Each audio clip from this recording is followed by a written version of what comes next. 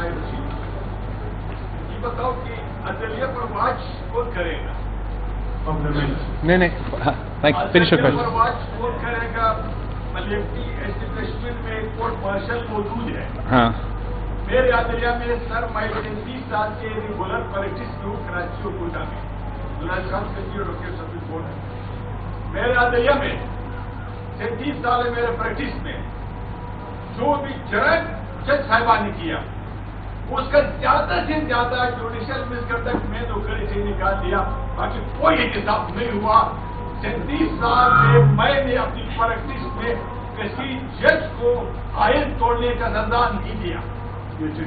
آپ نے پرویز مشرف پر آئین توڑنے کا کیس چلایا تو اسٹیبلشمنٹ رک گئی. میرے عدلیہ میں جتنا ججوں نے جمہوریت کو نقصان پہنچایا, معاشیت کو نقصان پہنچایا, اپنی منمانی 10 مرتبہ آئین توڑا.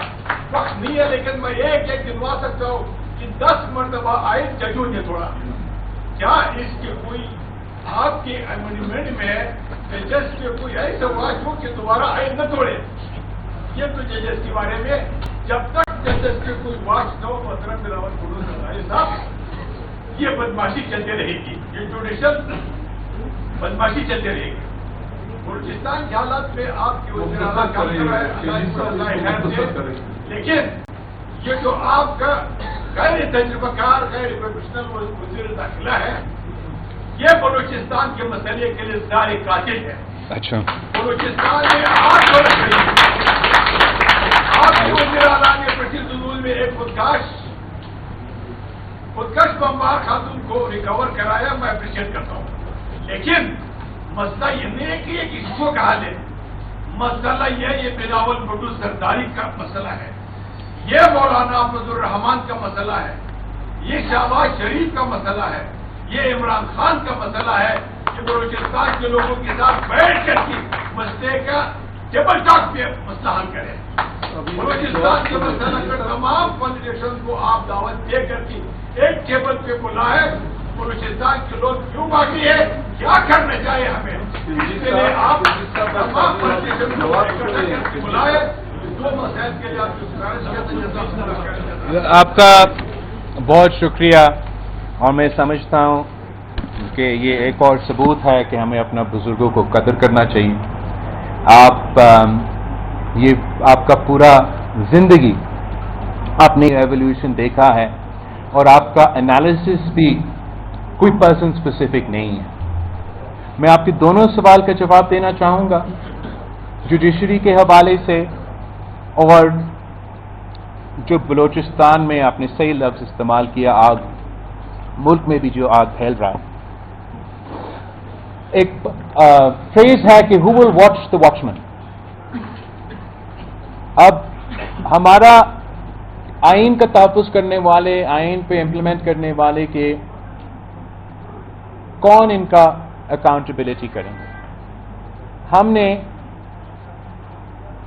جہاں تک آئین توڑنے کی کمپیٹیبلٹی ہے, اور نہ صرف آئین توڑنے کا مگر آئین کی سسپینشن اور آئین توڑنے پہ جوڈیشل کور دینا, جو آرٹیکل 6 میں ہم نے تبدیلیاں لے کر آئے 18ویں ترمیم کے تھرو, نیا امینڈمنٹ میں نہیں پرانا امینڈمنٹ میں, اس پہ ہم نے اسپیسیفکلی ان جج صاحبان کا سوچ کے جو آ کے آمریت کو لیجیٹمائز کر دیتے ہیں اپنے فیصلوں کے تھرو, ان جج صاحبان کو ذہن میں رکھ کے وہ ترمیم کیا کہ not only those abrogating the Constitution, along with them those that assist in abrogating the Constitution, and along with them who give legal cover to the violation of the Constitution will now be hit by Article 6 of the Constitution of Pakistan. تو یہ ایک آئین میں موجود ہے, استعمال آج تک نہیں کیا گیا, اس کا جوڈیشل ڈیفینیشن نہیں دیا گیا, اس پہ یہ بحث نہیں ہوا کہ do you only classify as suspending or abrogating or aiding and abetting as a full out coup, یا اگر آپ اپنا مرضی کی شرط نکال کے ڈالیں گے کانسٹیٹیوشن میں, is that also not by.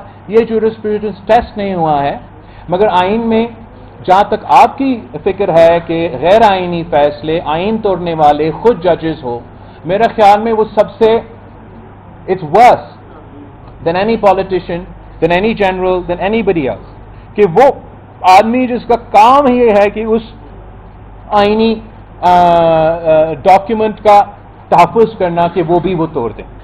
تو in one sense 63 the new article 6 is a defense against that. As far as the accountability process, اس پہ آپ کا سپریم جوڈیشل کا نظام موجود ہے, اینڈ میں آپ کی بات مانتا ہوں کہ یہ مذاق بنا ہوا ہے کہ وہ لوگ جو ہر کسی کو, مطلب قائد عوام کو قاتل قرار دے دیا, پھانسی پہ چڑھا دیا. شہید محترمہ بینظیر بھٹو کو اپنی پوری زندگی کردار کشی کر کے کہتے رہے کرپٹ کرپٹ کرپٹ. ہم اگر وزیر اعظم کے پاس اختیار ہے کہ میں نے کوئٹہ کے غریب عوام کو یا نوکری دینا ہے یا کوئی کام کرنا ہے, یا میں نے آپ کو یہ قلم دینا ہے, میرے پاس یہ اختیار ہے کہ میں آپ کو یہ قلم دے دوں. مگر اگر میں آپ کو اس طریقے سے قلم دیتا ہوں تو صحیح, اگر میں ادھر سے جا کے آپ کو دیتا ہوں تو میں نے پھر ابیوز آف پاور کیے.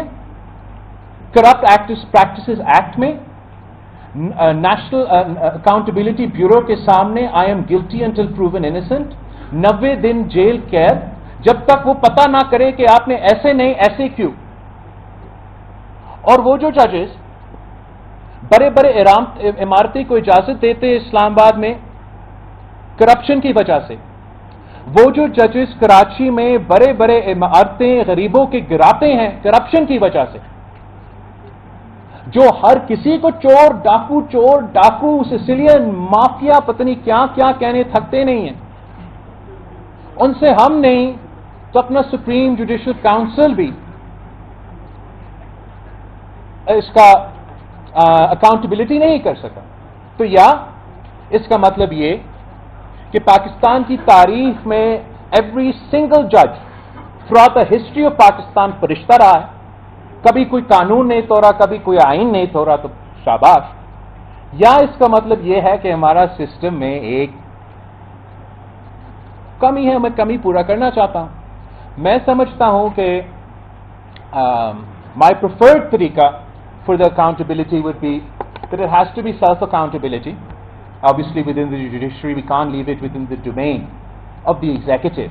So Supreme Judicial Council کا تو ویسے ہی رول تو ہونا چاہیے.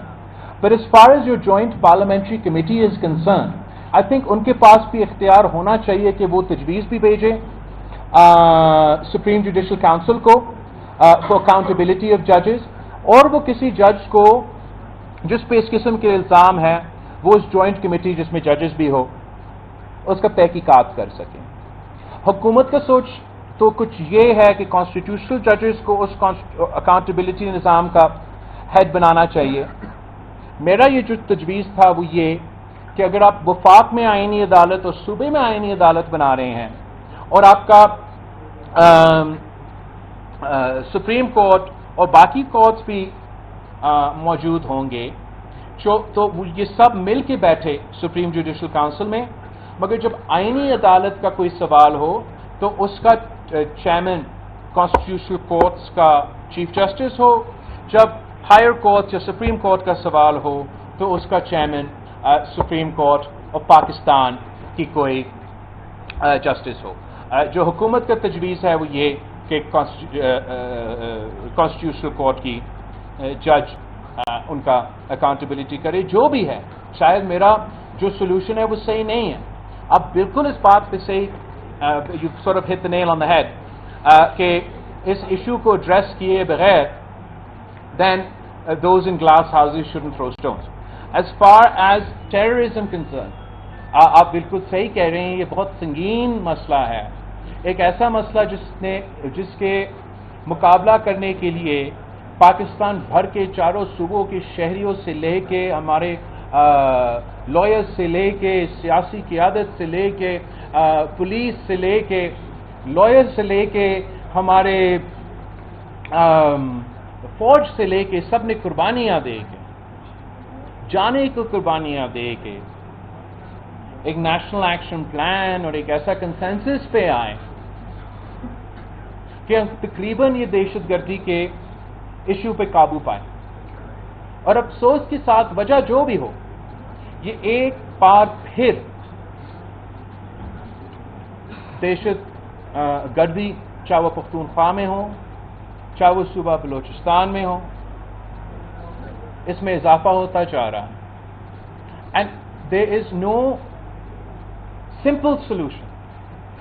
ہمیں ایک کمپریہنسو اپروچ لینا پڑے گا، ایک ہولسٹک اپروچ لینا پڑے گا. اور ضرور اس میں جو قتل کرتا ہے، جو دہشت گردی کرتا ہے، اس کے خلاف تو صرف اور صرف ایکشن آپ کا آپشن ہے. مگر ایک comprehensive approach that addresses the root causes, that questions the faults within our society and within our social contract that allowed for this scenario to develop, they also have to be discussed. What I've suggested with the Chief Minister just yesterday, ہم law and order اور دہشت گردی کے حوالے سے بات کر رہے تھے کہ ہم چاہیں گے کہ صوبائی سطح پہ ہمارا پارلیمان میں جو صوبائی اسمبلی ہے کہ ہمارا چیف منسٹر اور جو یہ دہشت گردی کے مقابلے کرنے والے ہیں آپ کے اپنے فورس ہے، وہ آئے اور پارلیمنٹیرینز جو صوبے کے پارلیمنٹیرینز ہیں ان کو ایک پورا نہ صرف بریفنگ دے کہ ہمیں کیا مسائل کا سامنا کرنا پڑ رہا ہے. because it's not just what you see in the headlines. جو کانٹیکٹس ہے اس کے پیچھے وہ پورا طریقے سے بریف بھی کر سکے. اور ہمارا پارلیمنٹیرینز جو بھی وہ کسی بھی سیاسی جماعت سے تعلق رکھے وہ اپنا انپٹ بھی دیتے کہ یہاں رہتے ہوئے ان حالات میں رہتے ہوئے ہمارا اپنا پرسپیکٹو ہے، ہمارا اپنا انپٹ ہے، اور اس طریقے سے ہم سمجھتے ہیں کہ آپ کو دہشت گردی کا مقابلہ کرنا چاہیے. یہ پروسیس اگر ہم صوبائی سطح پہ کریں اور بلوچستان کا جتنا کنسنسس اس ایشو پہ ہو سکتا ہے وہ بن جائے تو پھر میں چاہوں گا کہ میں اس ایشو کو وفاق کی سطح پہ لے کے جائیں، جہاں جوائنٹ نیشنل جو سینٹ آف پاکستان ہے اور نیشنل اسمبلی ہے، ہم نیشنل سیکیورٹی کا بریفنگ وہاں جس کا ذکر ہے کہ نہیں ہوا ہے، ہوتا رہا ہے، وہ بلائیں اور وہاں ہم بلوچستان کا، پختونخوا کا، ملک بھر کا جو پوسٹ فال آف کابل اثرات ہوئے ہیں ہم پہ، اس ریجن پہ، اس کا مقابلہ کرنے کے لیے کنسنسس کا پلان بنائیں. تو میرا نظر میں یہی راستہ ہے آگے جانے کے لیے. ماضی میں بھی ہم نے پولیٹیکل کنسنسس کے ساتھ، پولیٹیکل اونرشپ کے ساتھ یہ لڑائی کوئی فوج یا کوئی پولیس مین اکیلا نہیں لڑ سکتا. اینڈ اس کو کامیاب ہونے کے لیے جیسے ہم پہلے جب کامیاب ہوئے ایسے نہیں تھا کہ اکیلا آپ کا سپاہی نارتھ وزیرستان میں یا ساؤتھ وزیرستان میں اکیلا تنہا لڑ رہے تھے پورا ملک اور قوم کی بیکنگ کے ساتھ لڑ رہے تھے. تو پاکستان کے عوام ان کے پیچھے کھڑے تھے اور وہ پورا پولیٹیکل اونرشپ.